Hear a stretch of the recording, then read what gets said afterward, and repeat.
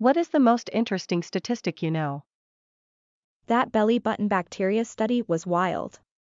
60 belly buttons sampled.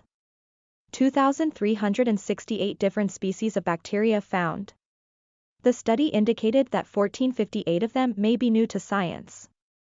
One had a rare bacteria found in Japanese soil and they had never been to Japan. Two had rare bacteria that thrived on ice caps and thermal vents. Not a single bacteria was common to all buttons. Used to work as a meteorologist. More people die from flooding each year than from every other natural disaster added together.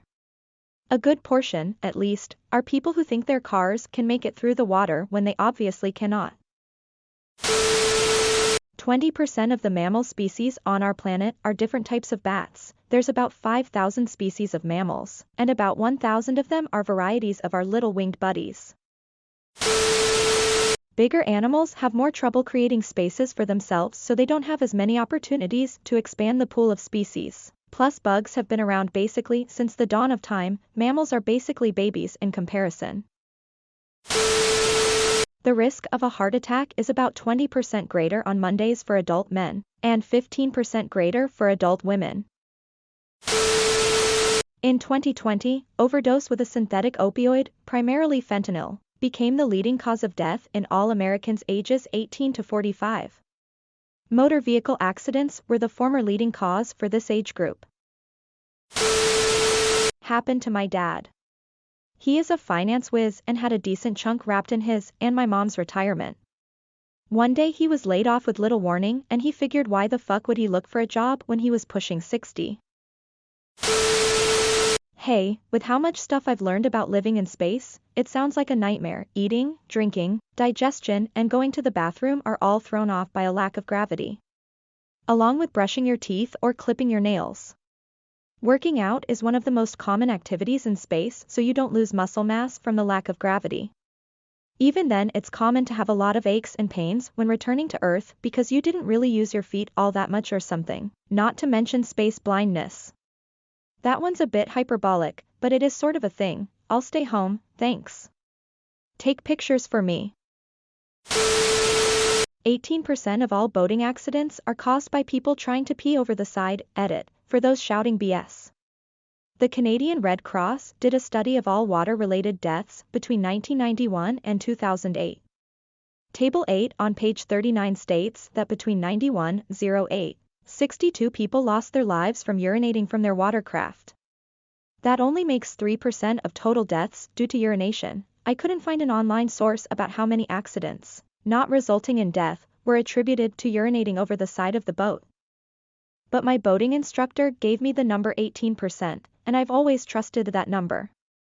The fact that they keep a record of deaths due to urination, and that yachting insurance companies warn about the dangers of urinating over the side of the boat makes me think that accidents not resulting in death is much higher than 3%.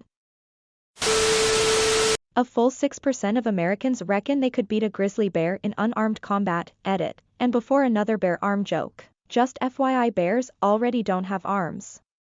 So removing bear arms doesn't improve your chances. Technically, all four are legs, with the front two called forelegs. I'm surprised and not surprised that almost 50% think they can take on a moose. From who I've talked to, people who have never seen one really underestimate the size of one. If you hit one with a car, you're more likely to die than the moose. Also, a moose bit my sister once. My wife and I are in the final stages of becoming foster parents, hoping to adopt. These statistics are very sobering. They reinforce our decision, though. 34% of adults and 75% of children sleep with a stuffed animal or a blanket, or other sentimental object as their comfort object. Don't expect them to give up their identity. If they're not in danger, don't make them change things before they're ready. It may seem little to your parents, but even things like haircuts and clothing choices should be on the kids' terms. They're likely going to have protective feelings about their bio family, even if they seem like awful humans to you. Don't make them feel guilty about that or they won't trust you. In fact, don't expect trust right away regardless. Don't take their behavior personally. Former foster parent here. The training in books all talk about living with a traumatized child, but nothing prepares you for it. It's brutal.